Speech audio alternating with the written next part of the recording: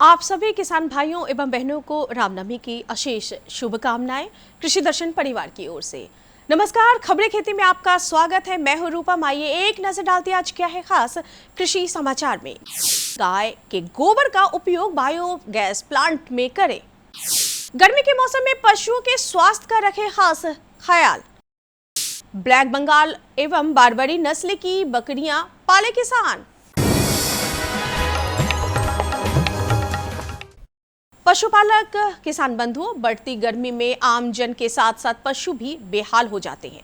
दुधारू पशुओं पर विशेष ध्यान देने की आवश्यकता होती है। खासकर संकर नस्ल की दुधारू गायों को तेज गर्मी से बचाना अति आवश्यक हो जाता है ताकि उनका दूध उत्पादन बिल्कुल प्रभावित ना हो। अभी के मौसम में दिन में छायादार स्थान पर पशुओं को रखें, सुबह शाम स्नान कराएं और पीने के लिए स्वच्छ पेयजल की व्यवस्था अवश्य करें, अन्यथा आपके पशु बीमार पड़ सकते हैं। गर्मी के मौसम में आप अपने पशुओं को ऐसे जगह पर रखें, आपके पशु के रहने का आवास पक्का हो तो उस पर फूस घास जरूर डाल दें और शाम को उस पर पानी जरूर डाल दें घास पे, ताकि उसके पशु आवास के अंदर का तापमान सामान्य रूप से बना रहे, ताकि आपके पशुओं की दूध उत्पादन क्षमता प्रभावित न हो। दिन के समय जरूरी है कि आपके पशुओं को ऐसे जगह पर छायादार स्थानों पर रखें जहां पर पेड़ हो, तो आपके पशुओं को सीधे रूप से गर्मी का ज़्यादा प्रभाव नहीं पड़ेगा। और गर्मी के मौसम में प्रतिदिन सुबह शाम उसको जरूर स्नान करवाएं और पीने में साफ पानी का इस्तेमाल करें।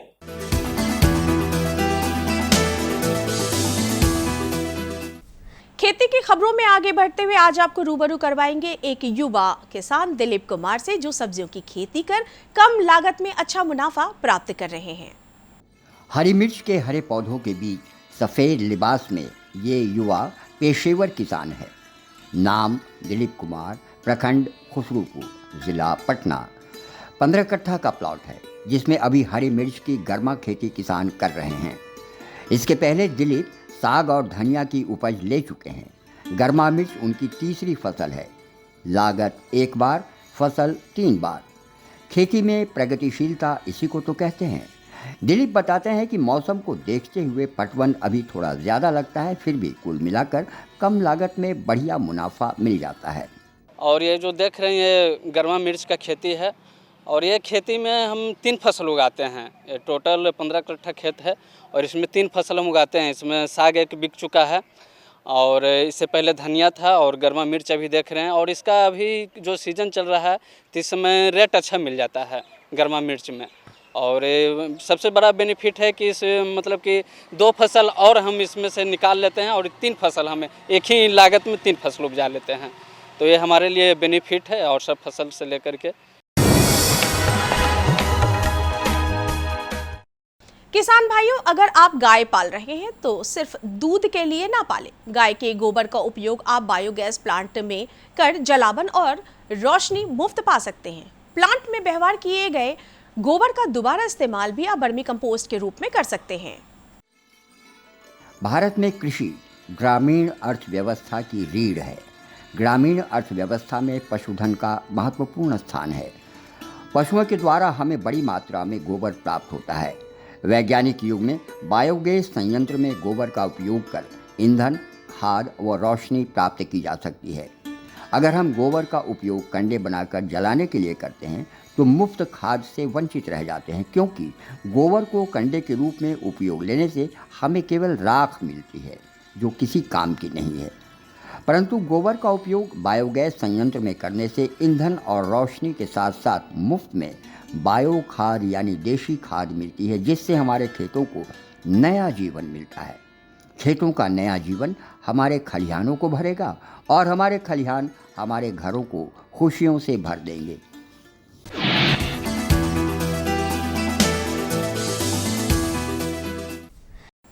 कल्टीवेटर खेती में एक महत्वपूर्ण और काफी उपयोगी कृषि यंत्र है जो किसानों की खेती के लिए तैयारी करने में काफी सहायता करता है। कल्टीवेटर कृषि यंत्र को खेती के पहले मिट्टी तैयार करने और खेतों को साफ करने के लिए डिजाइन किया गया है। कल्टीवेटर मिट्टी को बेहतर और खुली बनाता है, जिससे बीजों को उगने के लिए एक अच्छा बेड मिल जाता है। यह उच्च ताकत और गति के साथ काम करता है, जो फसल अवशेषों को मिटा देता है। कल्टीवेटर खेती में पानी की बचत भी करता है, साथ ही यह भूमि की खुदाई के बजाय फिर से तैयार करता है, जिसमें पानी की अधिक खपत नहीं होती है। किसान भाइयों, गांव में प्रायः पाली जाने वाली बकरियां गरीबों की गाय भी कही जाती है, यानी एटीएम के रूप में हम इसे देखते हैं। ग्रामीण परिवेश में आज भी बहुत से किसान भाई व्यावसायिक नजरियों से बकरियों को पालते हैं। अच्छे मुनाफे के लिए बकरियों की नस्ल पर ध्यान देना भी बेहद जरूरी है। ब्लैक बंगाल नस्ल को पशु वैज्ञानिक बिहार की आबोहवा के लिए उत्तम मानते हैं, जो बच्चे भी ज्यादा देती है। वैसे बारबरी नस्ल की बकरियां भी बेहतर मानी जाती है। इन दोनों नस्ल की बकरियों में रोग प्रतिरोधक क्षमता काफी मजबूत होता है, इसलिए इसे एटीएम के रूप में भी माना जाता है। आइए अब एक नजर डालते हैं मंडी के ताजा भाव पर। राजधानी पटना सहित प्रदेश की विभिन्न मंडियों में आज चावल गेहूं के भाव उतार चढ़ाव के बाद कुछ इस प्रकार स्थिर हुए।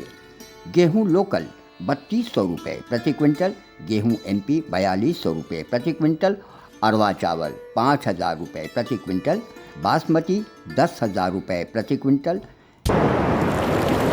कैसा रहेगा अगले 24 घंटे में राजधानी पटना का तापमान? एक नजर मौसम के मिजाज पर। सूबे के लोगों को फिलहाल चिलचिलाती धूप से राहत मिलने वाली नहीं है। गर्म हवाओं के थपेड़े ने लोगों को घरों में रहने पे मजबूर कर दिया है। अगले 24 घंटों में राजधानी पटना का अधिकतम तापमान 39 डिग्री सेल्सियस एवं न्यूनतम तापमान 28 डिग्री सेल्सियस के आसपास बने रहने की संभावना है।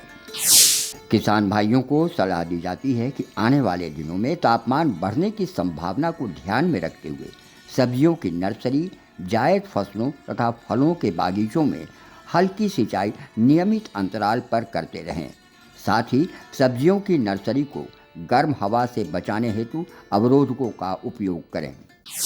रामनवमी की आप सभी दर्शकों को बहुत बहुत शुभकामनाएं और बधाई। नमस्कार, मैं पूनम आप तमाम मेहनतकश अन्नदाता किसान भाइयों का स्वागत करती हूं आपके अपने कार्यक्रम कृषि दर्शन में। किसान भाइयों, अभी आप देख रहे थे कृषि जगत से जुड़ी तमाम खबरें खेती के माध्यम से, जिसमें आपने जाना मंडी भाव, उपकरण, सफलता की नई कहानी और सबसे ज़रूरी मौसम संबंधी समाचार। तो किसान भाइयों, जैसे जैसे खेती किसानी आधुनिकता की ओर बढ़ रहा है, वैसे ही मशीनों की मांग बाज़ार में बढ़ रही है। ऐसा ही एक नया नाम है लेज़र लेवल। इसकी क्या उपयोगिताएं हैं आधुनिक कृषि में और इसको उपयोग कैसे किया जाए, जानेंगे हमारे विशेषज्ञ डॉक्टर शशि भूषण कुमार से। किसान भाइयों नमस्कार, मैं हूँ शांति भूषण और आप देख रहे हैं कृषि दर्शन। किसान भाइयों, हमारे बिहार में खास करके उन क्षेत्रों में जहाँ की ज़मीन उबड़ खाबड़, ऊंचा नीचा या कई तरह की, हमारे यहाँ ज़मीन तो ऐसा जानते हैं आप कि 3 तरह की जो ज़मीन है, अपलैंड है, मध्यम मिडिल लैंड है और लो लैंड है। उसमें अलग अलग तरह की खेती होती है। लेकिन उसमें भी जब हम बैलों से खेती करते थे तब की बात कुछ और थी। जब अब हम कृषि यंत्रों से खेती कर रहे हैं तो उसमें थोड़ा बहुत इधर की मिट्टी उधर, उधर की मिट्टी उधर, मतलब भूमि जो है असंतुलित या असमतली हो जाता है। मैदानी भाग हमारे यहाँ काफ़ी है। भूमि जब ऊंची नीची हो जाती है खेत में तो उसमें स्वाभाविक रूप से कहीं पानी ज़्यादा होता है, कहीं पानी कम होता है, तो उससे हमारे उपज में अंतर आता है। तो भूमि समतलीकरण मतलब क्या है, लेजर लेवलर से किस तरह से भूमि को समतल किया जा सकता है, लेजर लेवलर क्या है, कैसे उससे खेती अच्छी हो सकती है, इस विषय पर जानते हैं। आज हमारे साथ विशेषज्ञ के रूप में हैं वैज्ञानिक कृषि विज्ञान केंद्र आरा में डॉक्टर शशि भूषण कुमार शशि। सर, आपका हमारे कार्यक्रम में स्वागत है। सर, चर्चा तो हमने की, लेजर लेवलर जिसकी बात हम कर रहे हैं वो क्या है सर? लेजर लेवलर एक फुल्ली ऑटोमेटिक चलने वाली मशीन है जिससे कि भूमि का समतलीकरण किया जाता है। तो हम इसके परिप्रेक्ष्य को अगर थोड़ा गौर से देखें, हमारे यहाँ जो परंपरागत कृषि है। बहुत सारे ऐसे क्षेत्र हैं जहाँ की इस पर कभी ध्यान ही नहीं दिया गया। खास करके उन क्षेत्रों में जहाँ नहरी सिंचाई प्रणाली है, वहाँ लोगों को पानी पटाने में खेत में कितना पानी लगता है, फसल को कितना पानी चाहिए, इसका कोई उनको अंदाज़ा नहीं है।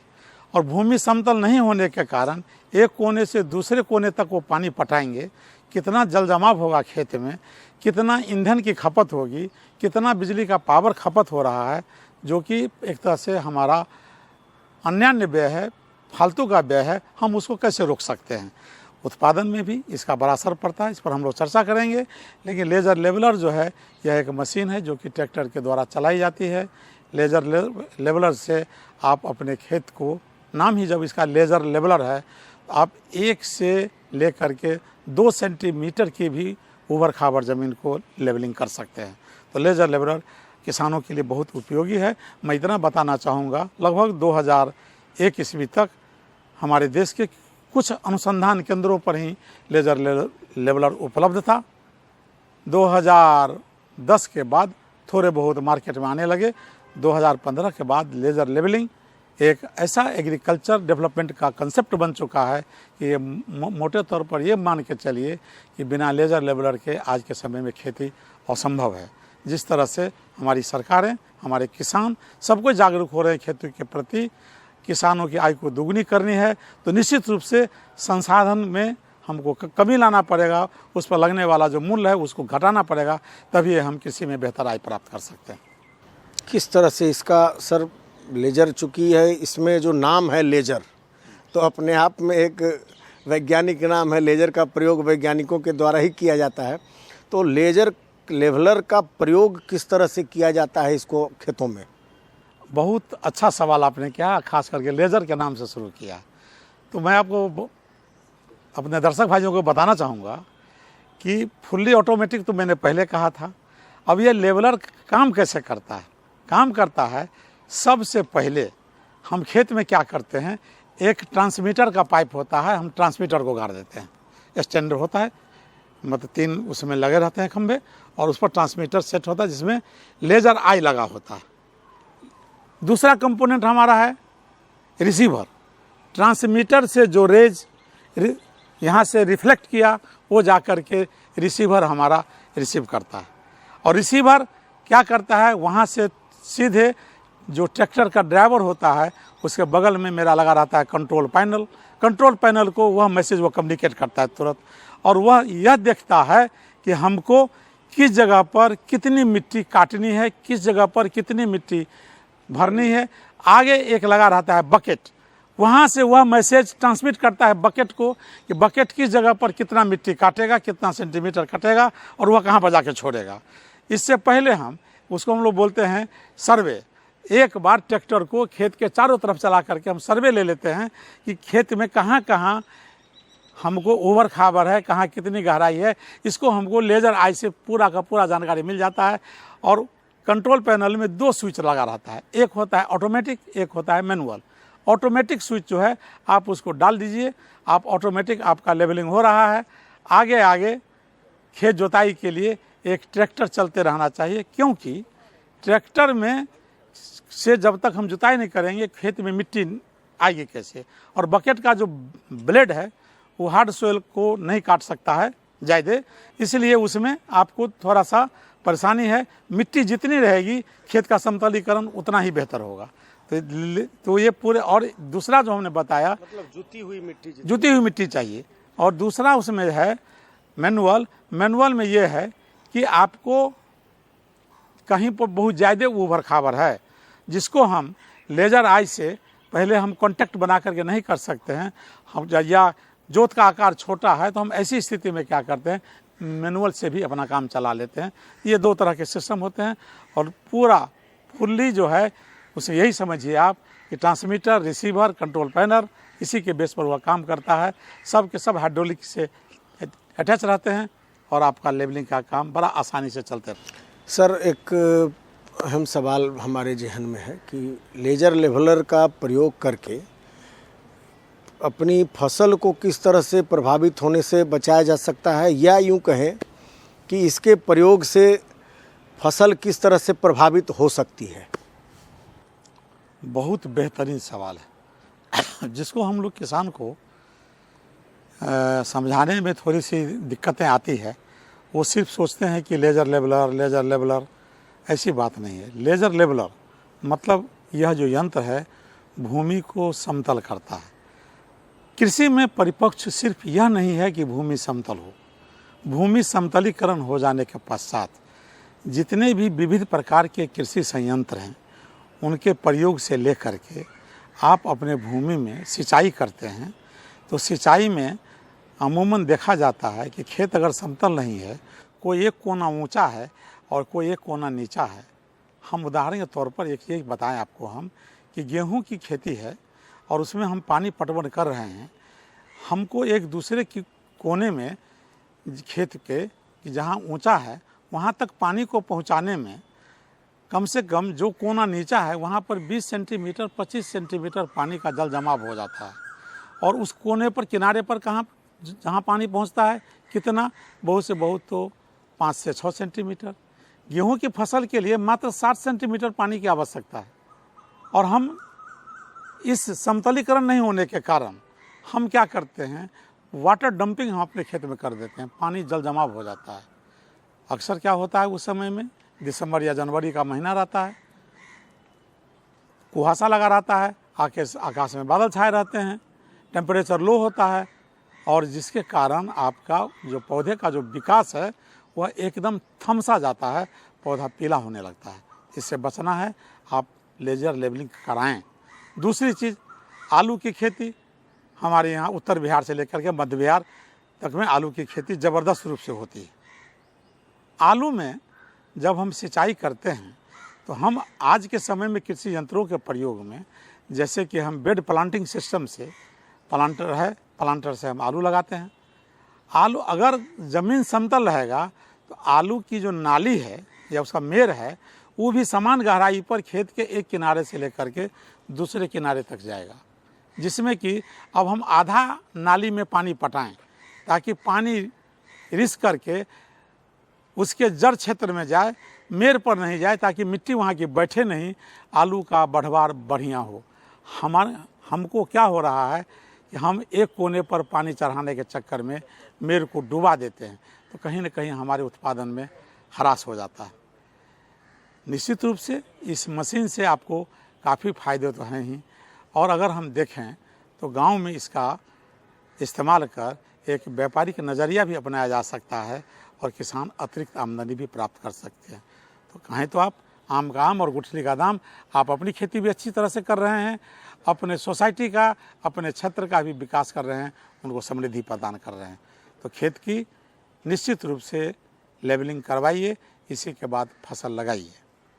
लेवल तो हम पहले भी करते थे, लेकिन वही सर चौकी दिया जाता था, हल पालो चौकी, ये सब जो पारंपरिक हमारे पास यंत्र थे लकड़ी के बने हुए, उसी पर। तो इसमें अब उसमें जो हम उससे करते थे, अब बाकी जो हमारे यहाँ खेती हम अब थोड़ा सा कॉमन आ जाते हैं सर, कि किसी फसल पर, खास फसल पर नहीं, कुछ खरीफ की खेती हमारे यहाँ होती है, उसमें पानी ज़्यादा लगता है। खरीफ में हम लोग धान की जो हमारे यहाँ खेती होती है उसमें पानी ज़्यादा होता है, तो लेवल से उस फसल में भी फ़ायदा है, खरीफ में भी निश्चित रूप से फ़ायदा है। एक अभी धान की न्यू टेक्नोलॉजी आई है जिसको हम लोग कहते हैं DSR, डायरेक्ट सीडेड राइस, धान की सीधी बुआई। आप धान की सीधी बुआई कीजिए, उसके लिए समस्या जो है, सबसे पहली समस्या है कि धान के बीज को 1 से 2 सेंटीमीटर की गहराई में हमको ले जाना है, और यह अगर खेत समतल नहीं है, वो भी लेजर लेबलर से, तब तक हम 1 से 2 सेंटीमीटर के दूरी पर उसको नहीं ले जा सकते हैं। तो हमको ज़रूरी है कि हम 1 से 2 सेंटीमीटर की गहराई में हम धान को ले जाने के लिए भूमि को समतल करें, और समतलीकरण के पश्चात हम धान लगा लिए।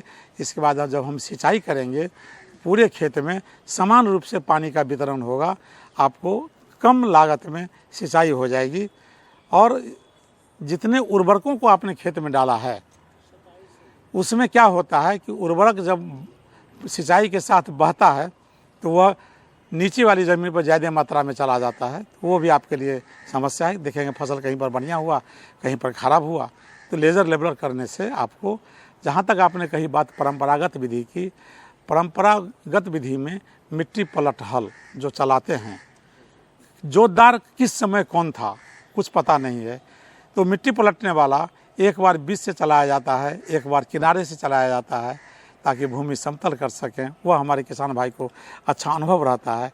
लेकिन जोतदार बदलने के कारण यह याद ही नहीं रहता है कि कब इसमें हम मिट्टी पलट हल चलाए थे। लोग डिस्क हैरो चलाते हैं, डिस्क हैरो के चलते भी कुछ खामियां आ जाती है खेत में। तो लेजर लेवलर बेस्ट सॉल्यूशन है आपके लिए कि एक बार में भूमि 100% समतल और आपका उत्पादन में वृद्धि। तो किसान भाइयों, निश्चित रूप से आप देख रहे हैं कि हमारे पास जो परंपरागत साधन थे वो कहीं कतई बुरे नहीं थे, लेकिन जब हमें विज्ञान ने अवसर दिया तो हम उस अवसर का जैसा कि आप जानते हैं हमने सफ़र तय किया है पुष्पक विमान से जेट विमान तक का, वो विज्ञान ने हमें अवसर दिया। तो हमें उस लकड़ी के पाटे से आज लेजर लेवलर तक का विज्ञान ने जो अवसर दिया है उसका ज़रूर लाभ लें और ज़रूर अपनी आमदनी बढ़ाएं। सर, आपने हमें इतनी अच्छी जानकारी दी, इसके लिए बहुत बहुत धन्यवाद। और किसान भाइयों, हम मिलते हैं फिर अगले कार्यक्रम में, तब तक के लिए दीजिए हमें इजाज़त। नमस्कार। अब वक्त हो रहा है आपसे विदा लेने का। अगले अंक में हम फिर मिलेंगे ऐसे ही कुछ नई और ख़ास जानकारियों के साथ। तब तक मुझे और पूरी कृषि दर्शन टीम को दीजिए इजाज़त। नमस्कार और रामनवमी के फिर से आपको हार्दिक बधाई और शुभकामनाएं। हमारा पता है कृषि दर्शन, कमरा नंबर 203, द्वारा केंद्र निदेशक, दूरदर्शन केंद्र पटना, फ्रेजर रोड, पटना। हमारा ईमेल एड्रेस है director@ddkpatna@gmail.com और kddkpatna@gmail.com।